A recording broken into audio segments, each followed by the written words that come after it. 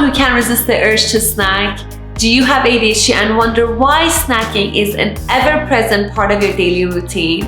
Well, you're not alone. Research has shown that people with ADHD are more likely to snack, and it's not a matter of willpower. In this video, we're going to explore all the fascinating reasons why ADHD makes us into snacking machines. We're going to talk about everything from hunger hormones, the imbalance of our hormones, to stress and sleep and anxiety, and their effect on our snacking habits. By the way, if you're new here, my name is Seppi. I'm passionate about health, nutrition, weight loss, and living with ADHD. As someone who has lost over 50 pounds over the past few years and understands the struggle with ADHD, I'm so excited to share all of my knowledge and tips with you guys on this channel to help you with your own health journey. My videos are all about providing practical, evidence-based tips and strategies that you can implement to your daily life that helps you thrive with your ADHD, manage your weight, and optimize your nutrition. So if that's something you're interested in, please make sure you give this video a thumbs up, subscribe to my channel, hit the subscribe button, hit the bell button so you never miss a video from me.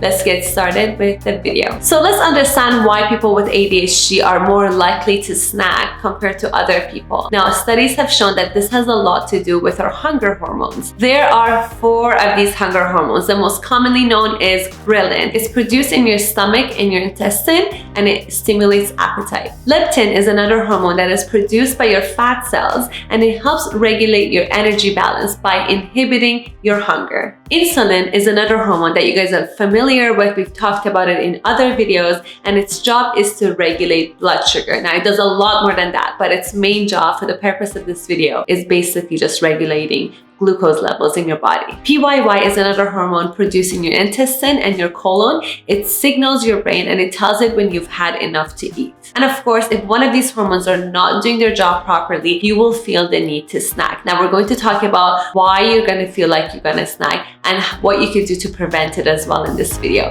I'm so excited to share all of this with you guys. Let's go.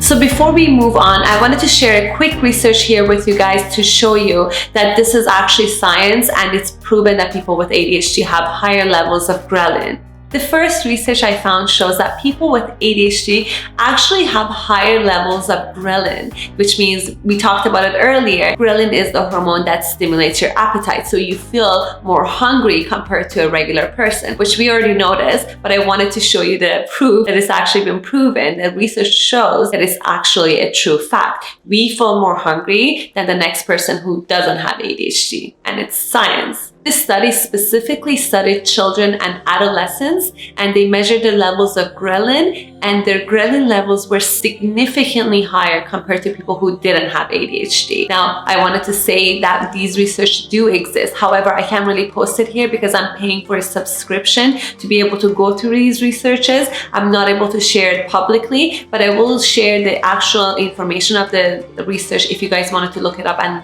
search for it yourself and pay for it and go through it. You can definitely do that. All I can do is to kind of summarize it for you and tell you a little bit of facts of these research, but I can't really share on the screen like I always do. The most interesting thing about this research for me was that children and adolescents who had more severe symptoms of ADHD, for example, they were more hyperactive, they had higher levels of ghrelin compared to the other people with ADHD as well. So it shows that the more severe your symptoms are, the higher your ghrelin levels are, and the more hungrier you get. Now, in this part of the video, I want to talk about the feeling of hunger, because most of us are not sure when we're really hungry, when we're stress eating, or when we're just bored. So how do we know if you're actually hungry? Not so hungry. He can eat this here. An empty stomach feeling and hunger are 2 separate feelings. An empty stomach can be really good for us. That means that the food that we just ate has been digested, we feel very light, we could use the energy that was provided by the food, but unfortunately most of us mistake that with hunger and we eat right away. So we never get a chance to use the energy that was provided by the food for us that we just ate, right? We eat right away and we put our body through the digestive process again. It's a lot of things that happen in your body. Your body uses a lot of energy to burn down the food that you're eating, especially if you're having a heavy meal. Your body is going to start working and burn all the energies to be able to burn your food, and you're going to feel very lethargic. Not very, depending on what you eat, because most of your body expenditure of energy is going towards burning down the food. What you want to do is to basically let your stomach be empty for a couple of hours so you could use that good energy, use it for your mental focus, for your workout, whatever you do during the day, for work, whatever it is. And then after a few hours, you actually start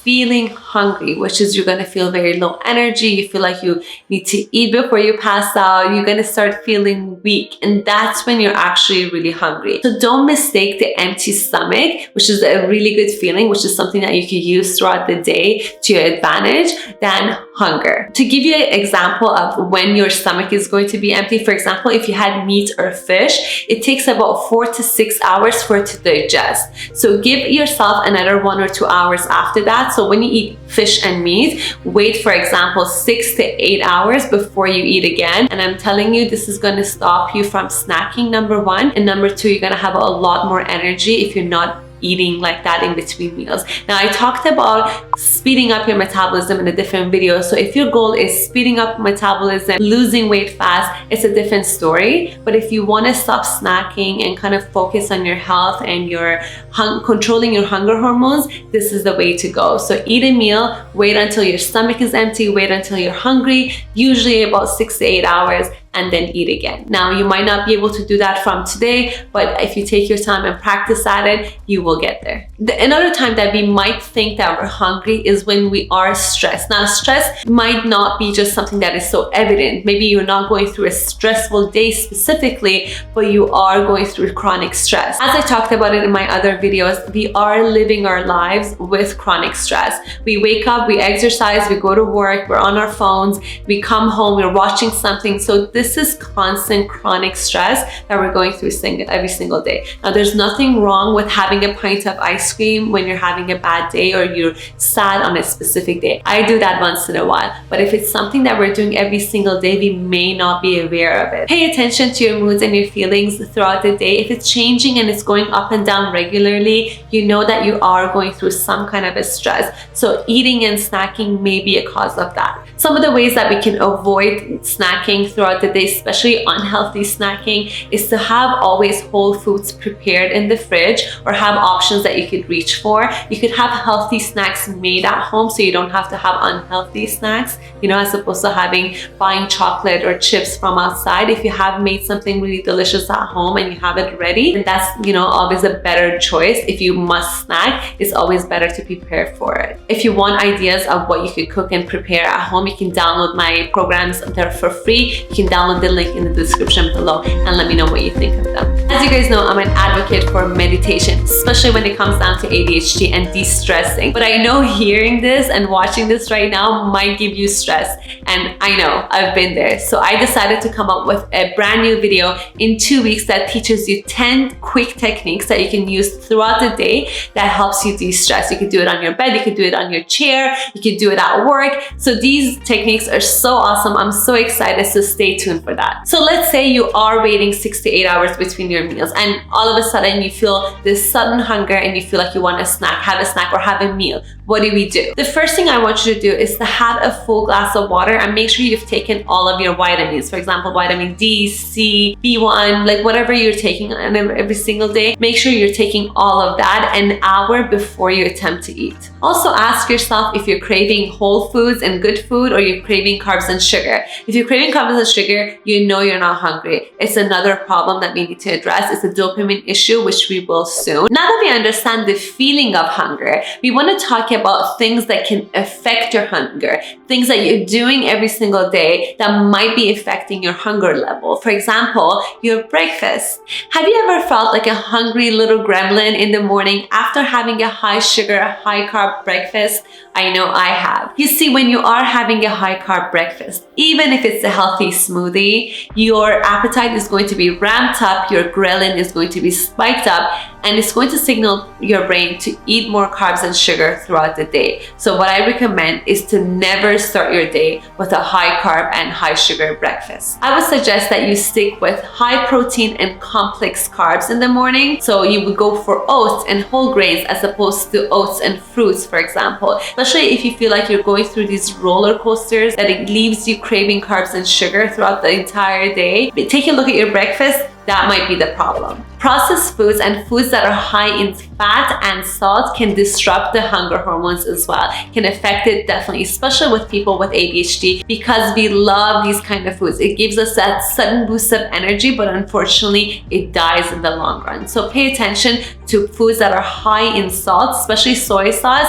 That's something that you can pay attention to. If you have soy sauce with your salmon or with your sushi right now, pay attention. Even if you had like a lot of sushi and you feel very, very full at the moment, in a couple of hours you will feel this sudden attack of hunger, and that's your ghrelin, playing tricks on you. Now let's talk about the effect of anxiety and sleep. We all know that these two affect our hunger hormones, and it's not good to be anxious or not be sleeping well. But I wanted to put it in this video because it's a good reminder for whoever that's watching this video right now, especially if you have ADHD. The effect of anxiety on a person to person may vary, but on an individual it varies as well. On certain days I may be sad and I may have a lot of appetite for food, but if I'm anxious to do something, I have a project coming up due, then I might actually have no appetite. So it's different from day to day, it's different from person to person, but it's very good to pay attention to how it can affect your hunger hormones as well. When we are experiencing anxiety and stress, our bodies produce more cortisol, adrenaline. These hormones are going to have an effect on our appetite. As a result of stress and anxiety, we might be getting less sleep. Now, this could be chronic stress, as we talked about. It could be our day-to-day life. It could be a sudden stress or anxiety or some situation that we're currently going through. So if you're not getting enough sleep, it directly affects our hunger hormones. You can try this. Try to miss sleep for a few nights and look at your eating pattern and compare to when you're sleeping well and see how you're eating. You don't have to be changing much. You'll notice that you will be less hungry if you are getting good sleep. I know earlier I talked about the meditation and its effect on sleep and anxiety, but I wanted to show you this systematic review. Systematic review is basically considering a bunch of different research at different universities and getting a conclusion out of it. This review studied effects of mindfulness meditation on eating behaviors and found out that mindfulness meditation was associated with reduced levels of ghrelin, increased feelings of fullness, and improvements in binge eating and emotional eating behaviors. All of this study wasn't done on people with ADHD, but it shows there is a direct effect between meditation and your regulating your hormones and your appetite. This is something that has personally worked for me. This is why I'm an advocate of it and I talk about it all the time. And I've seen its effect on people around me as well. So I wanted to share that with you guys in this video as well. If this is something that you personally have experience with,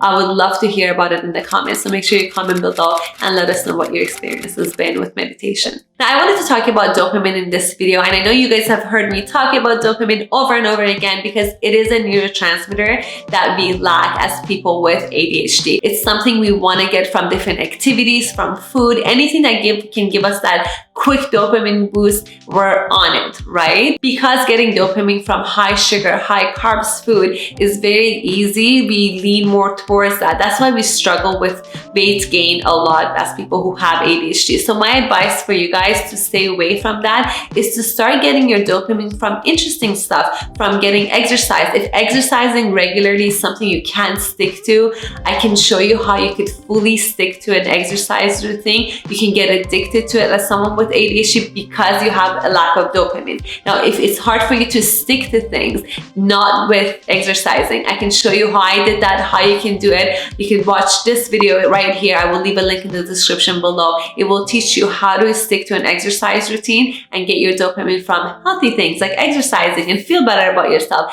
as opposed to, getting it from high sugar, high carbs, which is going to make you feel sad or sluggish, right? In this video, we learned that hormonal imbalances, low dopamine, anxiety and stress, lack of sleep, processed food, and sugary breakfast can contribute into increased snacking behavior in individuals with ADHD. Some of the tips and tricks that we learned to help us combat these urges are eating on schedule, or training ourselves to eat every 8 hours to make sure our stomach is empty and it stays empty for a few hours before we eat our next meal. The second thing is to make sure that we drink enough water, enough food and vitamin to make sure it's not nutritional deficiency and it's not thirst that is making us snack. And the next thing is to always make sure we have food and healthy snacks prepared at home, so we don't have to actually go and buy it. If we are snacking, it's always to be snacking from something that we made at home. And of course, pay attention to hunger cues and make sure you're not stressed and emotional eating.